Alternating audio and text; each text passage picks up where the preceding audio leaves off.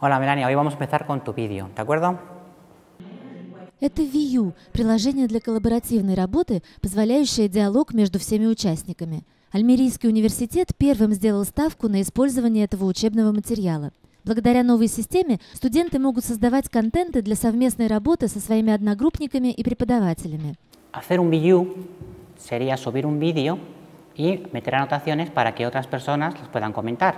Приложение используется и преподавателями. Они могут ставить видео и задавать вопросы, а также оценивать студентов на основе их работы и комментариев. Puedes coger cualquier material audiovisual y trabajar colaborativamente con los alumnos, algo que hasta ahora era imposible. También puedes permitir que sobre un mismo vídeo los alumnos en línea puedan comentarlo. Приложением можно пользоваться с любого устройства, имеющего интернет-подключение, будь то компьютер, смарт-ТВ или мобильный телефон.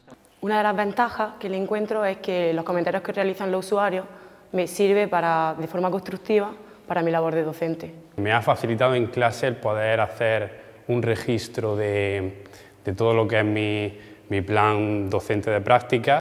Me permite expresarme mejor a la hora de hacerlo de forma escrita y así con ello colaborar y participar más tanto en el aula como en casa. Новый метод онлайн-обучения был запатентован в университетах Альмерии, Уэльвы и Севильи.